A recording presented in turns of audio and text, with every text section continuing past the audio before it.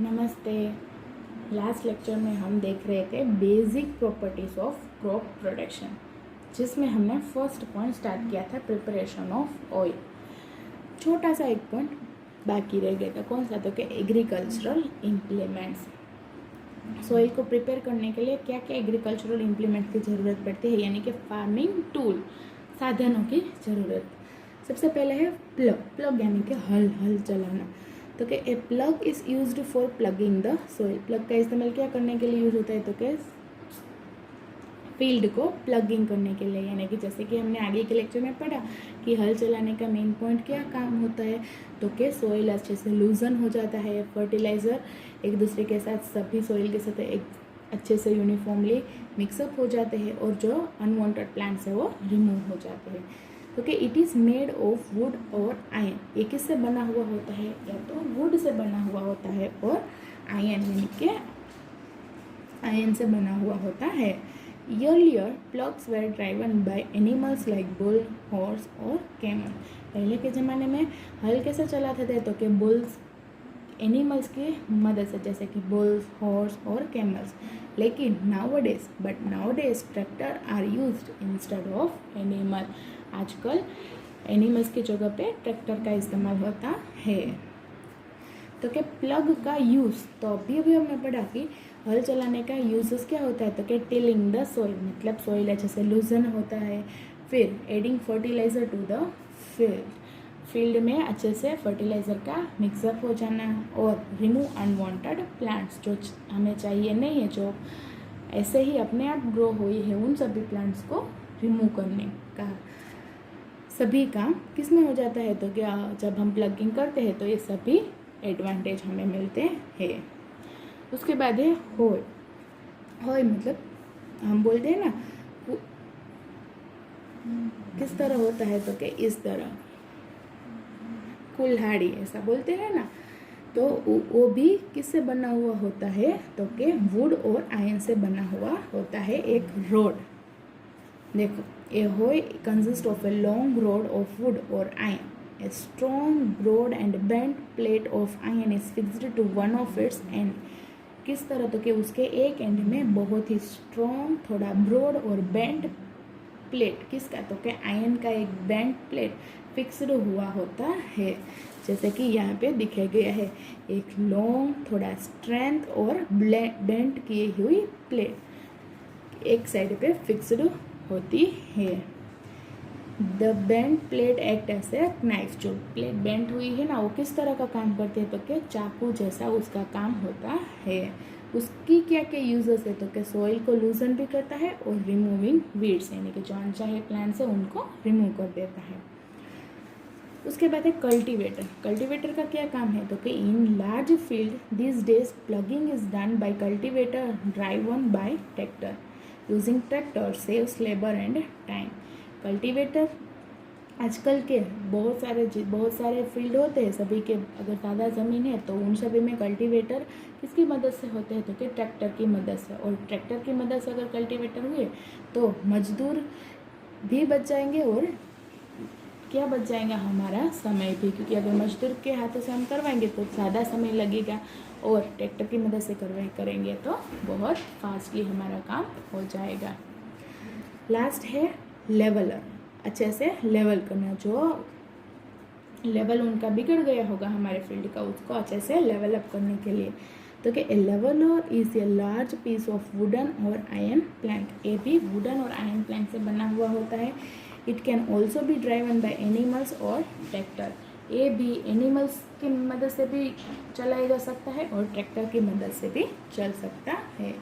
It is used for levelling the field before sowing of seed, यानी कि seed को सो करने से पहले इसको पूरे फील्ड में लेवलिंग किया जाता है। क्यों? ताकि अच्छे से जो ज़मीन ऊंची नीची हो गई है उसे अच्छे से एक समान लाने के लिए लेवलर का इस्तेमाल किया जाता है। तो अब हम जाएंगे सेकेंड पॉइंट में। सबसे पहले हमने सॉइल को प्रिपेयर किया, अब हम करेंगे सोविंग ऑफ सीड, मतलब सीड को हम जर्मिनेट करते हैं ना, उसके बारे में इस टॉपिक में देखेंगे। Once the soil is prepared, seeds are sown in it।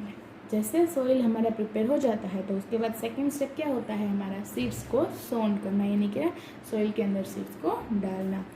The process of putting the seeds in the soil is called sowing. Sowing मतलब क्या, तो कि जो प्रोसेस जिसमें हम क्या करते हैं, सीड्स जो होते हैं ना उनको सॉइल के अंदर डालते हैं, इस प्रोसेस को कहते हैं सोविंग।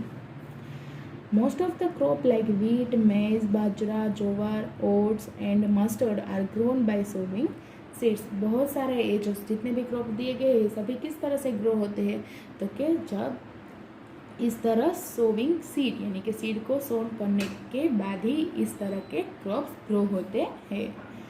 तो कि selection of good quality and healthy seeds is very important before sowing them.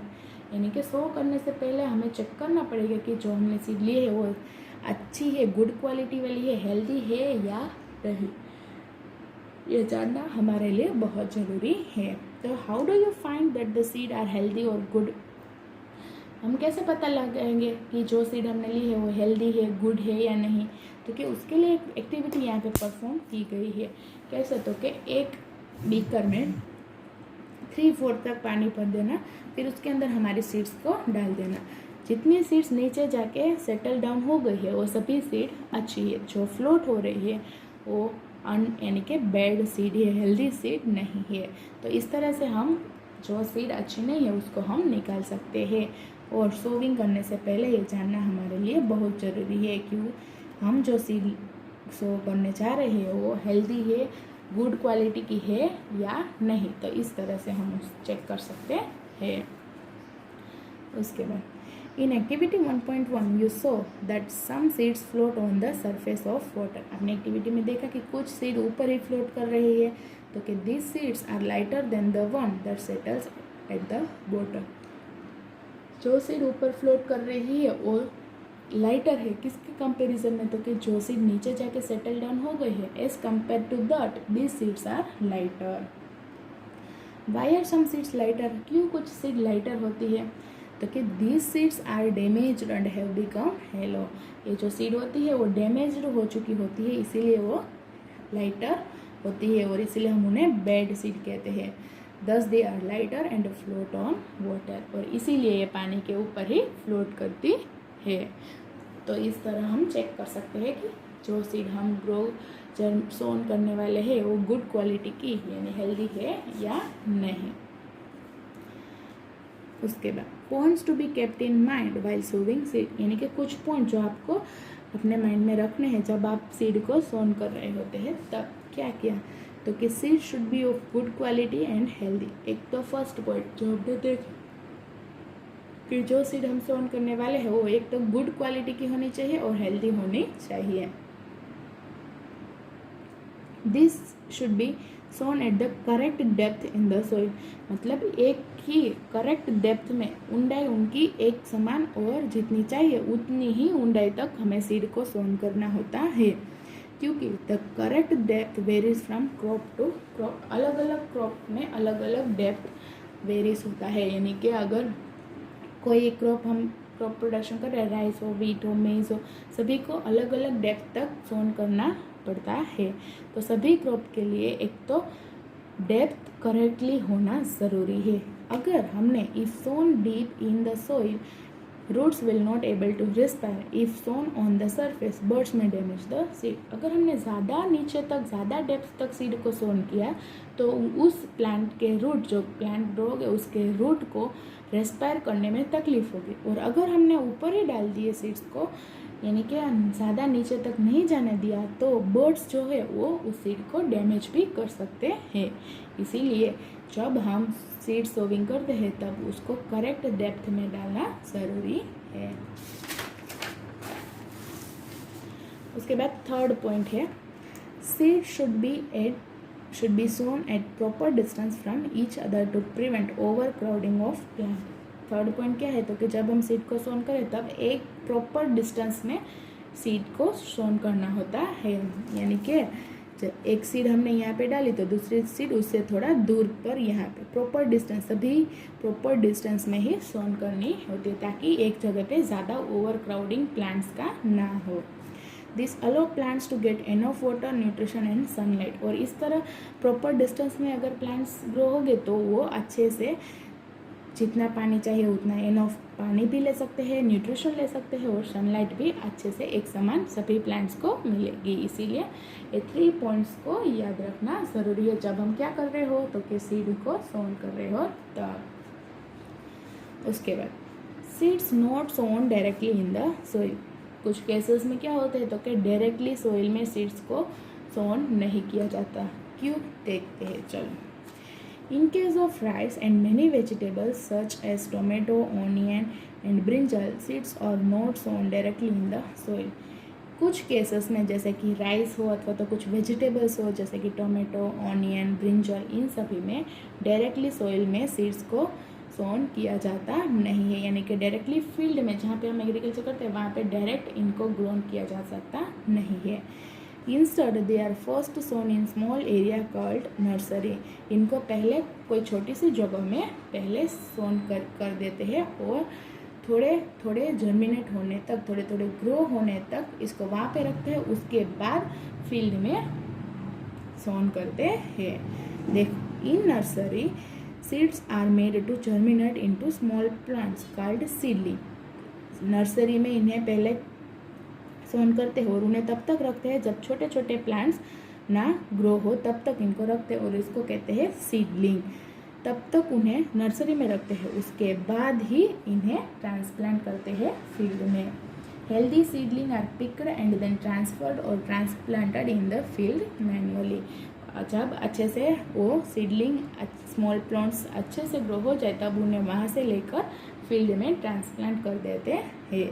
किन केसेस में तो कि टोमेटो, ऑनियन, ब्रिंजल सीड्स, इन सभी केसेस में इस तरह के से सोविंग ऑफ सीड होते हैं। यानी कि डायरेक्टली एग्रीकल्चर फील्ड में इन्हें ग्रो किया जाता नहीं है। कोई छोटी सी जगह हो जहाँ पे पहले बहुत सारी एक साथ सभी सीड्स को ग्रोन कर देते हैं, उसके बाद जब छोटे छोटे प्लांट्स ग्रो हो जाए फिर उसको अलग अलग डिस्टेंस में, प्रॉपर डिस्टेंस में, प्रॉपर डेप्थ में उन्हें सोन किया जा सकता है। देखो यहाँ पे पहले ग्रो हुए प्लांट्स को एग्रीकल्चर फील्ड में प्रॉपर डिस्टेंस में ट्रांसप्लांटिंग करना। जैसे कि हमें मालूम ही है कि हम अभी भी बहुत सारे प्लांट्स को बाहर से खरीदते हैं। तब किस तरह खरीदते हैं तो कि थोड़े बहुत प्लांट्स ग्रो हुए होते हैं और उनके साथ सोइल अच्छे से अटैच होती है, उनको हम घर लाके फिर जहाँ पे हमें चाहिए वो प्लांट्स वहाँ पे इसको सोविंग करते हैं। उसी तरह कुछ प्लांट्स इस तरह से ग्रो होते हैं। अब उसके एडवांटेज तो कि ट्रांसप्लांटिंग करते हैं इस तरह से जो हम करते हैं उसका एडवांटेज क्या है तो कि it helps the farmer to select only the healthy seedling. एक तो उससे हमें पता चल जाएगा कि इसमें से हेल्दी सीडलिंग कौन से, क्योंकि कुछ सीड ऐसे भी होंगे जिसमें छोटे प्लांट्स ग्रो हो गए नहीं, तो फिर वो तो हमें पता चल ही जाएगा कि इसमें कुछ भी ग्रो होने वाला नहीं है। तो एक तो फर्स्ट पॉइंट ये है कि हमें ये पता चल जाएगा कि कौन से हेल्दी सीडलिंग है। Second, seedling can be planted at a proper distance. इसके बाद हम जो सीडलिंग यानी कि जो रोप हमने तैयार किया है उसको प्रॉपर डिस्टेंस में हम प्लांट कर सकते हैं। थर्ड पॉइंट है उसका तो कि इसकी वजह से क्रॉप प्रोडक्शन इंक्रीज होता है। तो इस तरह से कल्टीवेट करने से हमारा जो प्रोडक्शन होता है क्रॉप का वो बढ़ जाता है। इसीलिए ट्रांसप्लांटिंग के एडवांटेज ये 3 पॉइंट्स दिए गए हैं। Method of sowing seeds.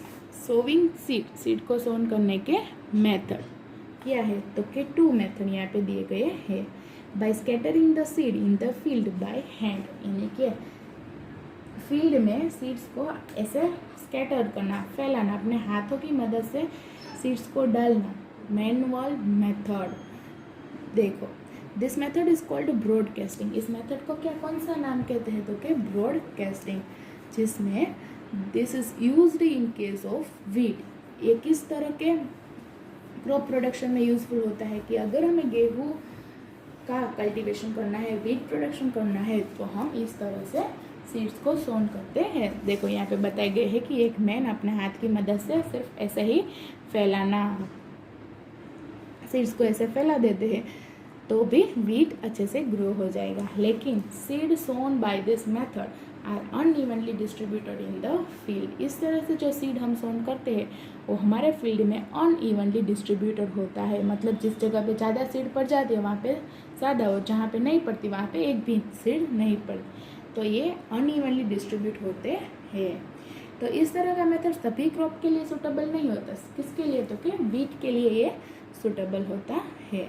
Second method है using seed drill. Seed drill की मदद से सीड को सोन करना। देखो, seed can also be sown by using simple implement called a seed drill.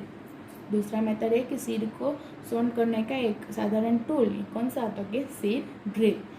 Seed sown with a seed drill are evenly distributed with a proper distance, reach the right depth. मतलब कि इसकी मदद से अगर हम seed को सोन करेंगे तो एक तो पॉइंट ये है कि वो प्रॉपरली डिस्ट्रीब्यूट होगा, यानी कि लाइन में इवनली डिस्ट्रीब्यूट होगा, सभी जगह पे एक एक सीड पड़ेगा प्रॉपर डिस्टेंस में। और दूसरा पॉइंट एक ही राइट डेप्थ में, प्रॉपर डेप्थ तक भी नीचे अंदर अच्छे से सोन होगा।